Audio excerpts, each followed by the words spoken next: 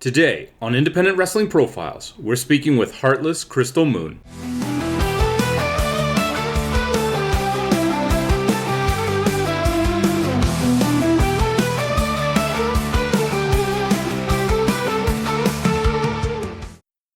I first started watching wrestling when I was a kid. I started watching it with my older sister, just on TV. I didn't really know about the independent scene when I was a kid, just kind of where I'm from up north. There wasn't really much of a scene. So I just kind of watched WWE on TV, WWF at the time. And that's where I started watching as a fan. Did it grip you right away? Was it that first time you saw it, you were immediately enamored? Or was it more like, hey, I'm watching it with my family, my sister, and it had to grow over time? Honestly, from what I can remember, it was kind of like an instant hook. I just remember sitting in front of the TV and watching Monday Night Raw and seeing like Rey Mysterio and Eddie Guerrero being completely like zoned in and watching it and needing to watch it every Monday. And I think every Friday, I think it was on Fridays when I was a kid, SmackDown. So yeah, I think it was like an instant thing where I was like, I was hooked. I know it's a little bit tougher to go back that far, but do you remember if there was anything in particular that gripped you? Was it the storylines, the performers, just what element of it was it that really gripped you? I think it's the presentation and just the characters. Because, yeah, so like some of my favorites growing up were, like I said, Eddie, Ray, Kane, Lita, Trish, Victoria. So I think it was just the total package and just the larger than life characters. And just watching, I'm like, and not really knowing 100% what I was watching, but I was so enamored by it. So I think it was more like the presentation more than anything. And then obviously as I got older, I was like, I appreciated the athleticism and what they were able to do. And when I started understanding it more, so. Was the idea of you perhaps pursuing being a wrestler something that came immediately, or was there a point in time later in life where you were like, you know what? I might not just want to watch this. I might want to try and get involved myself. It wasn't immediately. Like when I was a kid and I was really into watching it, I had no idea you could actually do it. Like I said, I didn't really know about the independent scene. I thought it just happened. I don't know what I thought as a kid, but I didn't think I could actually do it. So it didn't come until later, after I went to university and I have a degree and I kind of did that. And one thing led to another. And I was just like, maybe I can be a wrestler. Can I do this? And that's when I started looking into training and getting into the independent scene. So I got into it a little bit later than some people. But yeah, I didn't know you could actually do it. So so how did you actually discover where you ended up training? Did you kind of just start Googling it? Did you ask around? How did it actually come to be that you realized, oh, okay, this is actually in my area? Yeah, so I Googled a couple of different schools and then I found one that kind of clicked with me and kind of the area that I was familiar with. And then I went up and I checked it out and I met the coaches. And that was May long weekend, like 8 or 9 years ago. And then come middle of July, I moved down to Kitchener. I'm originally from Sault Ste. Marie. So I moved down from Sault Ste. Marie in a truck with my friend because I wanted to do that. So it was a couple months. And then, and then the rest I say is history. So I kind of just moved down after choosing the school, crossbody that I went to, that I trained at. And You kind of moved and were all in before you even really got into it? Yeah, 100%. It was literally sink or swim. If it didn't work out, I was in Kitchener and I'd have to make it work. Oh. Yeah. Yeah, it was definitely a sink or swim kind of situation. Like I had to make it work, you know what I mean? I couldn't quit. Like I'm not a quitter, but I had to make it work because I'm like, I don't know. Am I going to move back to my dad's house? I can't do that. There's no way I'm doing that. So yeah, it was kind of just a sink or swim and I just decided to do it. And I didn't know if I was going to be good or not. I didn't know what it entailed. I didn't know anything. And I lucked out. I got a job pretty quick, a part-time job. So I found an apartment pretty quick and I had a roommate, one of my friends from back home. But yeah, it was kind of just, let's do it. What else? What do I got to lose, I guess? So sounds like you put a lot of extra pressure on yourself. Can you kind of take me through any of the feelings or emotions that you might have been going through when you actually started? Because it wasn't just training for you now. This was like a go for broke kind of thing. Yeah. So many different emotions, like so much anxiety going into it. And I kind of started a little bit later than some of my friends or some of the other people in the scene. So I was nervous about that. And I don't have a massive athletic background. I played hockey as a kid, being up north. Obviously, you kind of get thrown into your first pair of skates pretty young. But other than that, I didn't really do much sport. So I kind of had that also going against me. I just kind of had the love of wrestling and love of the business. And I'm like, I'm going to figure this out. But yeah, it was a lot of extra pressure because I didn't have any family. Like when I moved to Kitchener, I didn't know anybody. Like I literally knew my best friend at the time that came down and moved with me. And then I eventually like obviously got to know my coaches like Ben, Chris Tidwell, and Tyler Loveman. And then obviously I started meeting people that I started training with, making friends that way. And then people within the scene, my core group of people now. But so obviously learning the city and getting a job and learning the skill of wrestling. I also, as a 20-something-year-old, trying to learn how to make adult friends also at the same time, which is so difficult. So yeah, it was a lot. It was a lot going on. Can you take me through some of maybe the challenges that you faced as you were going through training and maybe even some of the like support or motivation that you had to get you through those challenges? At the time when I was training, I was the only female in the class. So obviously I had to train with all the guys, which is great. Like I got toughened up pretty quick, but learning certain things would have been more beneficial, I think, if I had another girl there to kind of roll around with. But like I said, I'm not super athletic. I wasn't naturally athletic. So it was kind of like I didn't have that leg up that maybe some other people had. So just learning some of the skills was definitely difficult for me. And then just also like the mental aspect of it. Like so I suffer from anxiety. So just dealing with my anxiety with every step of the way was a big issue, still is, but I've learned to deal with it obviously. But not only that, like I was away from my family.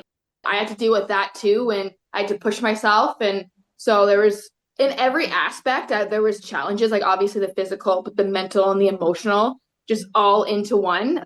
There was definitely times where I called my dad saying, like, I don't know if I could do this. Can you come and get me? Will you let me move back in with you, please? And then yeah, he was just like, no, you can do this. You want to do this. Like you're gonna make it. Just keep pushing, even if it takes a little bit longer. This is what you want to do. So my dad has been such a big supporter to me, and he's one of my best friends. And obviously too, like the people I trained with, they were behind me 100%. Like they, even if I fell behind in class or in training, or if I needed some extra help, like they were always there to help me and they wanted to see me succeed. So I had a really great support system going through everything. Can you take me through a little bit of your reaction to being booked for your first match, whether that was like a show match or even just like a battle royale spot? Was it kind of like an accumulation of all of the work that you'd done, elation, or was it even further anxiety? Like, take me through that process. Yeah, so it's a funny story actually. So I my first two matches, I didn't wrestle as Krystal Moon. I wrestled under a panda mask. So I was like a panda bear, lucha. Yeah, it's funny. So my first two matches was for Rock Solid Wrestling, and I got to wrestle Casey Spinelli, which I'm super grateful to be able to have my first two matches with her, like complete Ontario Canadian legend. She's absolutely incredible, and I owe a lot to her. And yeah, it was crazy. So we were training, and like I still had some time and some things to get through. And one of my coaches, Ben, got a call from one of the bookers there and said, "Hey, we need a female wrestler. Can you have your student ready in 2 months?" And or whatever. Like I'd been training for a couple months at this point, and Ben was like, "Yeah, we'll get her ready." So it was sink or swim. Like I had 2 months to make sure I could get through a match, and I could not confidently do it, but do it. Not hurt myself, not hurt the other person. And I didn't really quite have a gimmick or a name really yet, I guess. So that's why the whole panda mask, panda gimmick happened. And so yeah, it was Bracebridge and Collingwood were my first two shows. And I remember there, like both of my trainers were there. It was a great locker room. And I remember going out being completely terrified But like I said, I was grateful to have such a vet in there to guide me and help me through everything. Going through the match, I survived. It was great. Nobody got hurt. I wouldn't say great, but I made it through. And I remember coming back and just like getting to the locker room and both my coaches hugging me, and I just start sobbing. Like it was just like, this is what I've been working for. This is the feeling that I want. All the anxiety, like, and like fear kind of washed away. And it just made me realize, like, yeah, okay, I'm where I need to be. This is what I'm supposed to be doing. So it was a lot. It was super emotional. I find that interesting. I mean, yes, a panda mask is very peculiar, but it almost feels like it kind of gave you a little bit of a like a little bit of a cushion to hide behind until you got a bit Yeah. of reps in. So, weird, but perhaps it helped. Do you happen to recall maybe a point where you kind of started to gain that confidence where it was like, okay, now I'm getting a few reps under me. I've done a few matches. Anxiety could still be present, whether it's, Yeah. first time interacting with fans and things like that. But was there a point where you started to kind of settle in and you were like, you know what? I think I'm getting the hang of this. Yeah, I feel like I developed a little bit later and I gained my confidence a little bit later. I feel like I really gained my true confidence actually coming back after COVID. As weird as that sounds, like the first few years of me wrestling, like I got quite a bit of bookings and I was traveling and I was doing that, but I don't think I completely had the confidence in myself, in my ability and who I was as a wrestler or myself as a person. And then COVID happened and I really kind of honed in on absolutely everything in wrestling because like for as long as we were in the pandemic, like wrestling was taken away from me, right? So it was just like I never want that feeling to happen ever again. So I kind of when we got back, I just really went like balls to the wall with it. More training, got different gear. I like really amped up everything and I started feeling better about my matches. I was getting really great feedback and then I started traveling more, kind of all over Canada, and then I started getting US bookings and people in the area started recognizing me and people wanted to wrestle me. So it was just like one after another. And that's, I think, when my confidence really started to grow was actually after COVID. So I want to touch back on COVID there for a yeah. second. Obviously, that was something that impacted a lot of performers that were perhaps still in training, trying to build momentum. You have to do things to kind of stop the momentum from completely disappearing. Was Mhm. that an opportunity for you to perhaps maybe focus a little bit more on, say, character work? What kind of persona you wanted to put forward? What do you do during COVID to kind of stay getting any sort of momentum in the industry going? Yeah, so I think yeah, like you said, like working on your character, like who you wanna become, like your promo skills, going to the gym, like new gear. Like I worked on new gear, I got new gear designed and all of this different things just to be motivated and to still get my brain working. Watching wrestling and just keeping an eye on wrestling in general because like the US scene didn't stop as much as the Canadian scene. So like there was still always wrestling to watch and to get inspired from. So I think that was also helpful too. So Now, you had mentioned that you were the only female that was training at Crossbody at the time. I believe you were the first graduate of yeah, Crossbody School as a female. Something that maybe people that don't follow the independents realize as much is that intergender wrestling is a lot more prevalent than it is in the television world that you see. yeah. How do you think that you've benefited from having that opportunity to be in the ring with not just females, but males? Gives you a little bit more different body styles, different storytelling. What kind of experience has that opened you up to?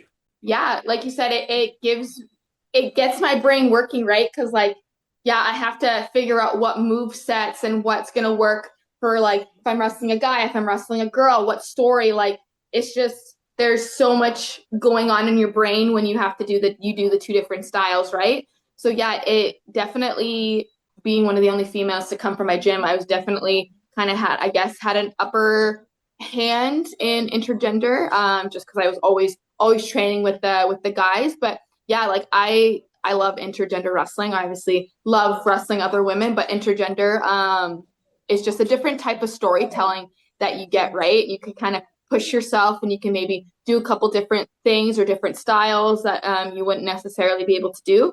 And I've been fortunate enough to do a lot of intergender recently that I'm super grateful for. So Speaking of intergender and perhaps even pivoting over a little bit more to faction, you are a prominent member of the faction Empire here in Ontario and actually, leaking out into the US a lot lately as well. Can you take me through a little bit of how you became a member? Yeah. I'm trying to remember because it's been a couple years. So I met Matt first, Matthew Grant, and then I met JT a little bit later. But I met Matt at Crossbody when he was still a ref.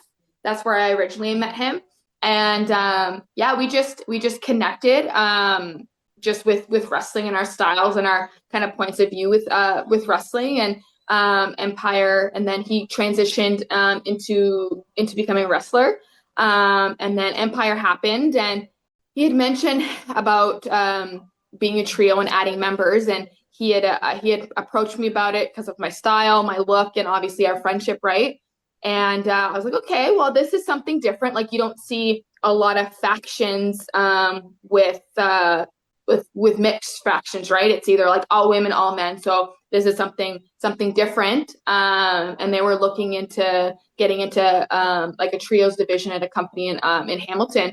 And so yeah, that kind of was how it all started, and then it just kind of exploded. And years later, we're still doing it, and we're traveling, and we're obviously still doing our own single stuff, but we're able to add new members, or we're able to do trios or tag matches or do whatever, right? So yeah, it kind of just magically happened. Like I've been asked this question a few times, and I have to like ponder and think about it. I'm like, how did it actually happen? It kind of like Matt and I were friends one day, and then the next now we're in a team years later, right? So So during the time that you've been competing, you've had quite a bit happen. I mean, I know the company that you're referring to. I believe recently I saw you compete with Johnny DeLuca in an amazing champion versus champion match.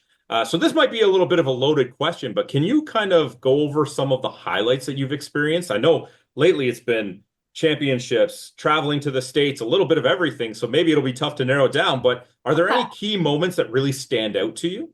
yeah, I there's a few like so I owe a lot, especially like late of last year and going into this year, to PWO Pro Wrestling Ontario, um, for giving me the opportunities that they have been giving me to wrestle some of the best in Ontario and on Canada. Honestly, like I got to wrestle Tarek. You said Johnny DeLuca. I got to like Shane Saber. Devon Parkside. So I got to wrestle some really, really great people and learn a lot. And the crowd's really behind me there. And I am the only female to hold gold there, trios and singles. So I'm super grateful to be able to do that. And I think since kind of transitioning there from a trios to singles, there's been a lot of attention on me. So I'm super fortunate about that. I think that whole story and the whole growth of me in that promotion is really, really impactful and meaningful to me, and then also winning my first international title. So I'm the current FEW women's champion in Indiana. So super, super proud about that. So that's a really cool moment. And then yeah, just being able to travel more in the US and kind of get that under me. And I get to wrestle some really great people, and I get to travel with my friends. So there is a lot going on, and that being said, this is also probably a little bit more of a difficult question because there's so much going on. But what's kind of the next goal for you on the bucket list? I know that you are hitting up a lot of places, but there might be some that you still haven't hit. Maybe you want to get a little bit more international. Like, where do you want to see Krystal Moon next? Yeah, so obviously continue to wrestle in the US. I would like to hit some of those like prime time shows. Like I would love to wrestle like Black Label, AAW, which are in Chicago. I would love to wrestle for Beyond again, Limitless, like all those different like big promotions that really get eyes on them. That's kind of definitely my next goal. But yeah, I would obviously love to wrestle in Mexico and Japan. I would love to do that. I just want to travel internationally for sure. But I think those are kind of like my goals right now, is to obviously make my name more in the US because everybody knows the scene in the US is a little bit heavier. So I want to do that. And then, yeah, like I said, go to Japan and Mexico. Okay, so I have to do the very cliche wrestling interview thing and ask you, who would your dream opponent be that you have yet to square up with? I think I got a few. I know I have a few. So I was I technically have wrestled her, but it was in a mixed tag.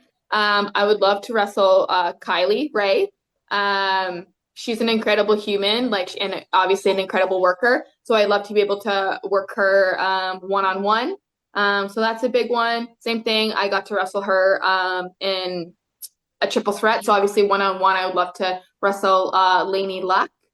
She's big in the US. She's great. Like her whole gimmick and her whole style is really incredible. So those are two that are like top of my list to wrestle right now.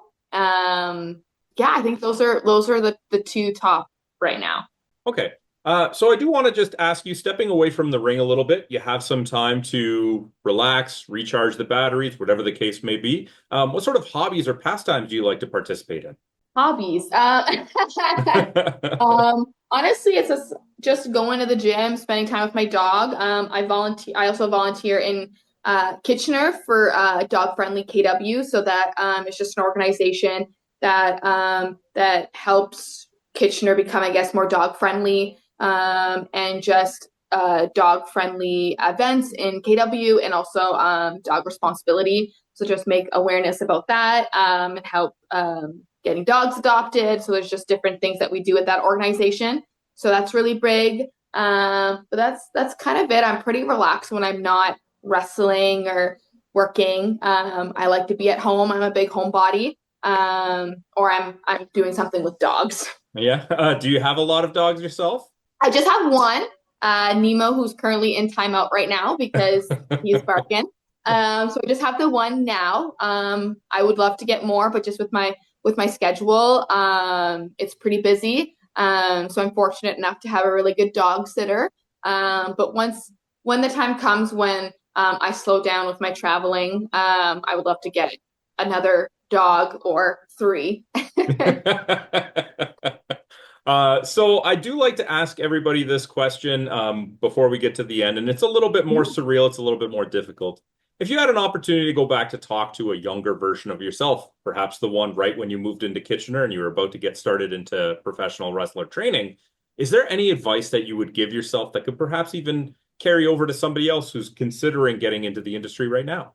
Yeah, I would tell my younger self to hold on for dear life because it is a roller coaster of emotions, mentally, physically. There is going to be bumpy along the way, but it's cheesy, but don't give up. You're meant to do this if you want to do this. Yeah, just hold, like I said, hold on for dear life, and you're going to meet some of the most incredible people you've ever met. You will meet your best friends that you're gonna hopefully have for the rest of your life. And just keep going and know that it's hard, but it's worth it. And yeah, it's a hell of a ride. Thank you so much. Before we sign out, can you just let people know again who you are and maybe where they can drop you a follow on social media if they want to keep up to date with all of the bookings and shows that you've got coming up? Yeah, so it's Krystal Moon. You can follow me on Instagram and Twitter at Krystal with a K, Krystal Moon _PW. I do a lot of booking information there. I talk about my dogs and what I do for fun, so you can kind of follow what I'm doing there and hopefully don't get annoyed with all my dog pictures. Well, thank you so much for taking the time to do this. I really appreciate it. Thank you for having me. Thank you for tuning in to Independent Wrestling Profiles. Please help out the show if you can with a like, subscription, or review. We'll see you next time.